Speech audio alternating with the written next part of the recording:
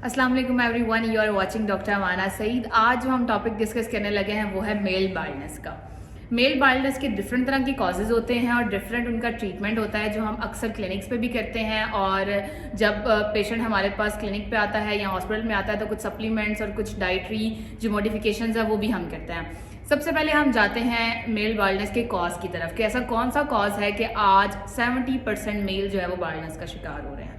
सबसे पहला जो कॉज है इसका वो है जेनेटिक फैक्टर। जब आपका जेनेटिक ऐसा हो, अगर आपको बाल्डनेस आ रही है और आप देख रहे हैं कि आपके फादर को, आपके ग्रैंडफादर को अगर तो उनके भी बाल नहीं थे, उनको भी बाल्डनेस का इशू बहुत ज़्यादा आया था और यंग एज से ही आना शुरू हो गया था, तो अगर आप यंग एज में हैं या आपकी एज ज़रा थोड़ी सी भी ज़्यादा होगी तो आपको बाल्डनेस आएगी।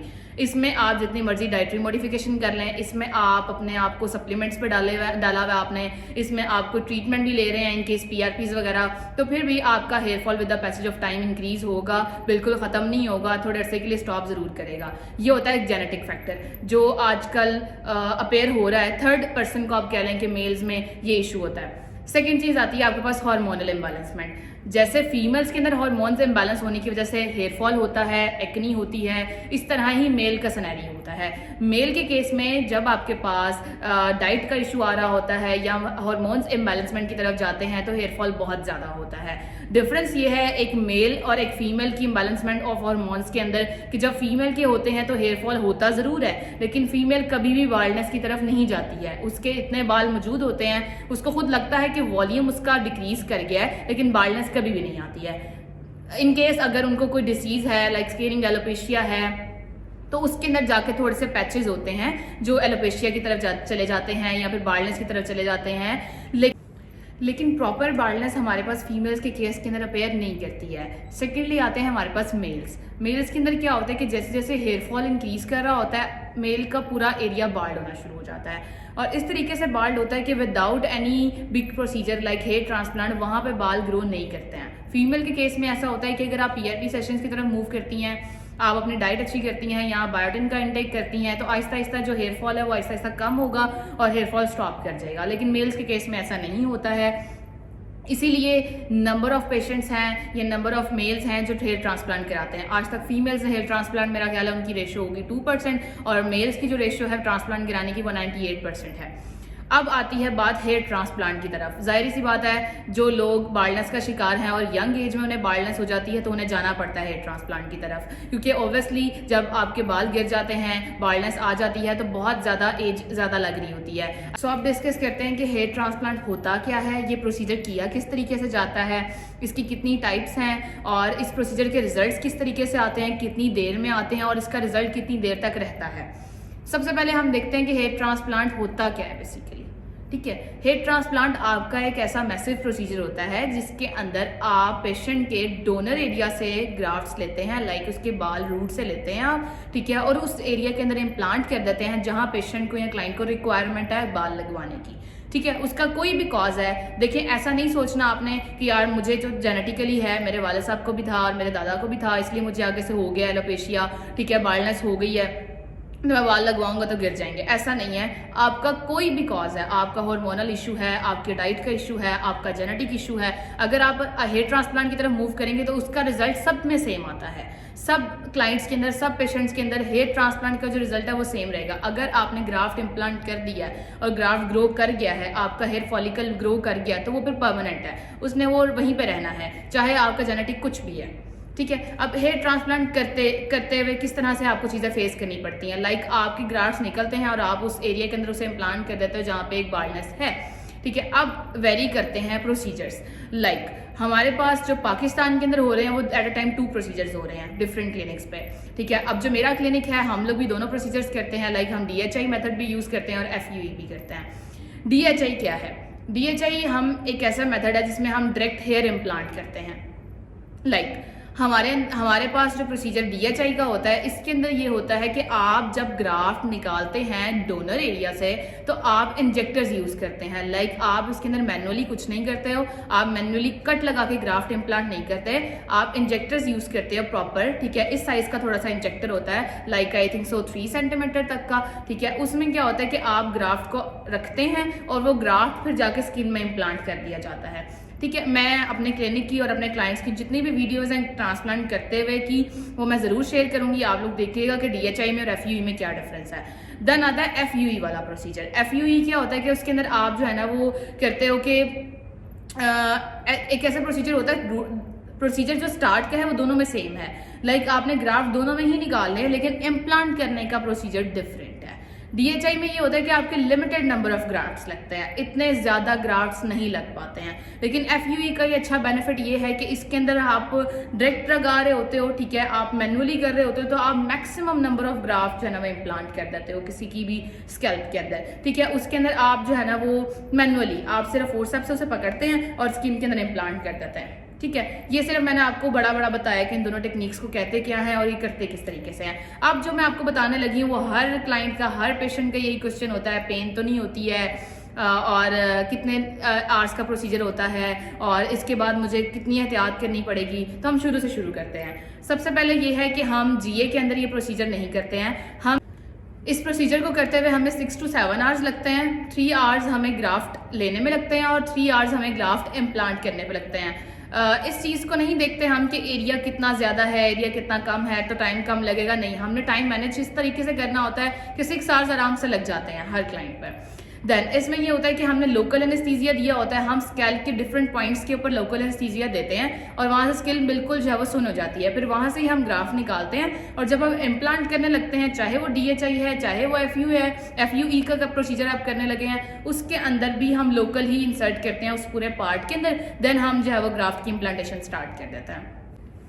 अब पेशेंट्स का ये क्वेश्चन बड़ा ज़्यादा आता है कि जी ये जो आपने सुन किया हुआ ये कितनी देर तक सुन रहेगा। वो मैक्सिमम अगर आपने प्रोसीजर करा लिया और आप चले गए हैं और आपने जाकर रेस्ट कर लिया, मैक्सिमम भी आप देखेंगे तो 12 आवर्स तक आपका जो है ना सर थोड़ा सा सुन रहेगा। पेन आपको ऐसा नहीं अपेयर होती है, सिर्फ वो सर जो है वो सुन रहता है। लेकिन जब आप स्लीप लेते हैं प्रॉपर और आप जब सुबह उठते हैं तो आप देखते हैं कि नहीं ऐसा कुछ नहीं है, एवरीथिंग इज़ फाइन, ठीक है। हाँ, ये ज़रूर बात है कि हर क्लिनिक पे प्रोसीजर करने का थोड़ा सा तरीके का डिफरेंट होगा, लेकिन जो नंबर ऑफ क्लिनिक्स हैं, जितने भी क्लिनिक अभी ये प्रोसीजर कर रहे हैं उनका ट्रीटमेंट करने का तरीका यही है, ठीक है, क्योंकि यूनिवर्सल तरीके का रही है, ठीक है। इसमें ये होता है कि आप जहाँ से भी कराएंगे आपने खुद भी ऑब्वियसली चीज़ें ऑब्जर्व करनी है और उसके बाद आपने ये प्रोसीजर लेना है। अच्छा, अब नेक्स्ट क्वेश्चन ये आता है कि आपने ट्रांसप्लांट कर दिया, इसकी एहतियात क्या होती है। एहतियात ये होती है कि आपने 1 वीक तक या 2 वीक्स तक आपने थोड़ा सा सर्जिकल कैप में रहना है और आपने ज़रा थोड़ा सा ख्याल करना है, लाइक कह लें कि आपने अपनी स्लीप अच्छी करनी है, आपको जो मेडिसिन दी हुई है आपने वो प्रॉपरली लेनी है।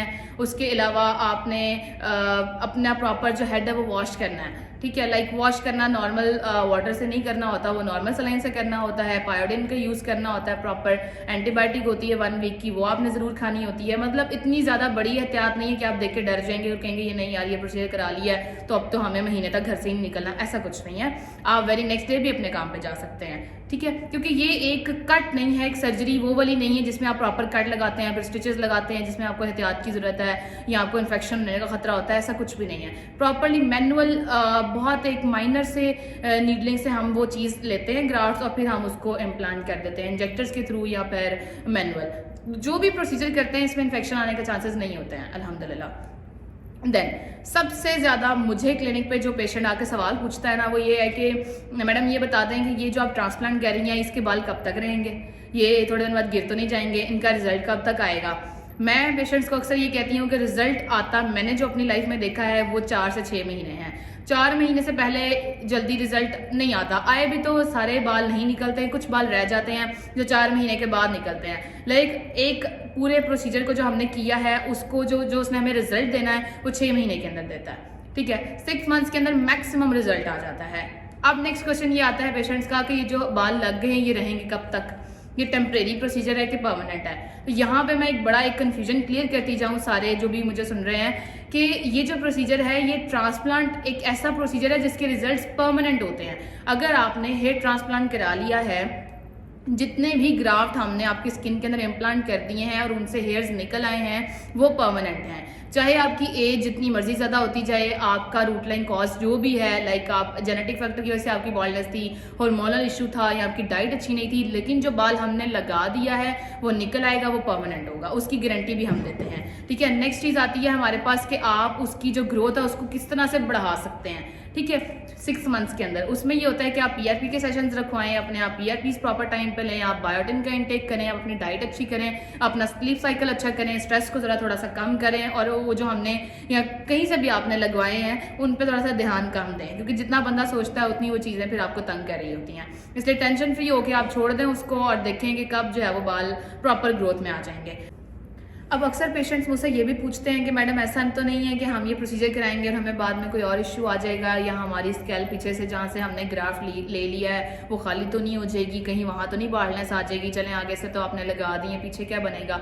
तो उसमें मैं उन्हें ये कहती हूँ कि आप पहले जहाँ से भी आपने प्रोसीजर कराना है, जिस भी सेटअप से, जिस भी क्लिनिक से कराना है, आप उनके पेशेंट्स के पहले रिव्यूज़ देखें। ठीक है, जाहिर सी बात है कोई भी काम कर रहा होगा तो उसके पेशेंट्स रिव्यूज़ तो देते होंगे, आप वो रिव्यूज़ देखें। उन रिव्यूज़ से आपको पता लगेगा कि एक क्लाइंट अगर एक बंदे से कितना सेटिस्फाई होके गया। अच्छा, अब यहाँ पे ना एक इंपॉर्टेंट क्वेश्चन आता है क्लाइंट्स का कि आप बताएं कि हम कौन से वाला करवाएं, हम DHI मेथड कराएं कि हम FU वाला कराएं। ये आप लोगों का भी बड़ा क्वेश्चन होगा, तो उससे मैं क्लियर करती जाऊँ कि दोनों जो प्रोसीजर्स हैं उन दोनों के रिजल्ट्स बहुत अच्छे हैं, नो डाउट। डिपेंड करता है कि सर लगा कौन रहा है, काम कर कौन रहा है, हैंड की वो जो कहते हैं ना एक्सपीरियंस है वो बोलता है बेसिकली। आप कहीं से भी, मैं अभी जो मुझे सुन रहे हैं ना वो ये भी सोच रहे होंगे कि हमने कराया था और हमारा तो नहीं निकले बाल, और हमने कराया और हमारे पैसे ज़ाया हो गए। देखें, ये डिपेंड करता है कि आपने कहाँ से कराया है। ठीक है, एक जो लगा रहा है बंदा, उसको कितना एक्सपीरियंस है, उसने कितने क्लाइंट्स आपसे पहले डील कर लिए हुए हैं, वो प्रैक्टिस बहुत मैटर करती है इस वाले काम के अंदर। ठीक है, मेरे पास जब क्लिनिक पे क्लाइंट्स आते हैं तो मैं उन्हें गारंटी देती हूँ, मैं उन्हें कहती हूँ कि अगर आपके पीछे वाले हेयर्स जो हमने ले लिए हैं, अगर वो वहाँ का एरिया पहले की तरह नहीं होता, या इन केस जो हमने ग्राफ्ट इम्प्लांट किए हैं आपके वहाँ पे बाल नहीं आते हैं या आगे गिर जाते हैं, तो ये हमारी गारंटी है, हम रिस्पॉन्सिबल हैं। हम जब एग्रीमेंट साइन कराते हैं तो हम इस पर प्रॉपर रिटर्न करते हैं कि आपके साथ हम ये चीज़ बता रहे हैं आपको कि हम गारंटी दे रहे हैं कि अगर आपके बाल नहीं आएंगे तो हम रिस्पॉन्सिबल हैं। अगर आप हमें जितना भी पे कर रहे हैं हम उसका डबल आपको रिटर्न करेंगे, ये हमारा एक एग्रीमेंट होता है। दूसरी चीज़ ये है कि अगर बाल नहीं आए हैं तो ये डिपेंड करता है आपने जहाँ से कराए हैं उन्होंने नहीं सही लगाए हैं, उन्होंने रूट्स नहीं सही पे फिक्स की हैं, लाइक मल्टीपल कॉजेज होते हैं, वो एक अलग टॉपिक है। ठीक है, अच्छा, अब जब क्लाइंट्स आ जाते हैं और मुझसे ये पूछते हैं कि हम कौन सा वाला कराएं, हम FU ही कराएं कि हम DHI कराएं, मैं वही बात करी थी कि इन दोनों के रिजल्ट्स बहुत अच्छे हैं, लेकिन ये आपकी स्किन की कंडीशन को देख के बता सकता है कोई भी डॉक्टर, या फिर आपकी स्किन की जो एरिया जितना बाल्ड है उसको देख के बता सकता है। अब एक पिक्चर मैं इंसर्ट कर रही हूँ, यहाँ देखें, ये जो पिक्चर है इसमें आप देखें कितना ज्यादा पेशेंट का एरिया बाल्ड है। ठीक है, अब इस पे जो प्रोसीजर हमने किया हुआ है वो है FUE। अब जो दूसरी पिक्चर मैं लगाने जा रही हूँ ये आप देखें, ये किया हुआ है हमने DHI। ठीक है, अब दोनों के एरिया में देखें कितना डिफरेंस है, एक का एरिया बहुत ज्यादा है, एक का एरिया कवर करने के लिए हमने उसकी बियर्ड और उसके चेस्ट दोनों से बाल लिए हुए हैं। जो दूसरा हमने प्रोसीजर किया हुआ है वो देखें आप, उसमें DHI है, वो एरिया बहुत कम है, उस कम एरिया को हमने जो है वो वहाँ पे ग्राफ्ट्स लगाने हैं, वो जो इंजेक्टर है वहाँ पे वो अच्छा काम दिखाता है। तो आपके एरिया के अकॉर्डिंग ये चीज़ें वेरी करती हैं। जब आप किसी भी क्लिनिक पे जाएंगे वो आपको आपके एरिया के अकॉर्डिंग बताएगा कि आपके एरिया पे DHI जाता है कि आपके एरिया पे FUE जाता है। ठीक है, मैं इस तरीके से क्लाइंट्स डील करती हूँ, मेरा बेसिकली ये तरीकेकार है। मैं हर किसी पर DHI या हर किसी पे FUE परफॉर्म नहीं कराती हूँ। मुझे ये होता है कि क्लाइंट को उसकी नीड के मुताबिक काम मिले, सेटिस्फेक्शन होना बहुत ज़रूरी है।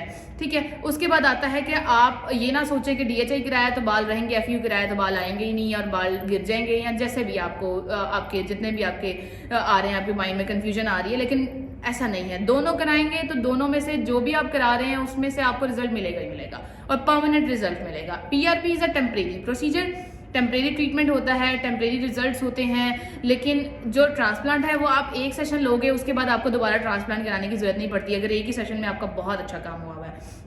डिपेंड करता है, वही बात है मेरी पहले वाली, किसने किया है, कितना उस पर ग्राफ्ट इम्प्लांट किया है, 2000 ग्राफ्ट लगाया, 2500 लगाया, 3000 लगाया है, या 3000 से ऊपर लगाए हैं, ये चीज़ें डिपेंड करती हैं। अगर आपने कहीं से कराया था और उन्होंने मैक्सिमम 1500 ग्राफ्ट लगा दिए तो आपका एरिया तो नहीं भरेगा, आपको दोबारा ट्रांसप्लांट कराना पड़ेगा।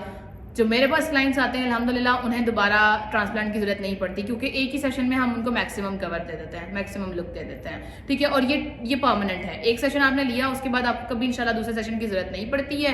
जब आप PRPs कराते रहेंगे तो उनकी ग्रोथ भी अच्छी हो जाएगी, उनकी जो वॉल्यूम है वो भी अच्छा होगा, वो भी बाल थोड़े थिक होंगे और लॉन्ग टर्म चलेंगे, ठीक है। ये सारी चीज़ें आपको देखनी पड़ती हैं जब भी आपने कहीं से जाकर प्रोसीजर कराना होता है, ठीक है। तो हेयर ट्रांसप्लांट बहुत ज़्यादा आजकल हमारे पास आ रहे हैं और नीड है आजकल। पहले ये होता था कि थोड़ा शौक के तौर पे लोग कराया करते थे अपने बालों को थिक करने के लिए, लेकिन आजकल ऐसा हुआ हुआ है कि ये नीड बनती जा रही है, हर दूसरे पेशेंट को ये चीज़ अपेयर हो रही है। तो इसलिए अगर आप भी ट्रांसप्लांट कराना चाहते हैं तो I am going to share my contact number in the description, आप वहाँ से ले लें, आप कॉन्टैक्ट करें, अपनी अपॉइंटमेंट फिक्स करवाएं। Other than this you can also watch my Facebook page and Instagram. I am going to put my Instagram link and the Facebook link in the description. You can also watch the patient reviews after and before and the live reviews over there, and after that you can consult, you can come to the clinic. And well, thank you so much for watching.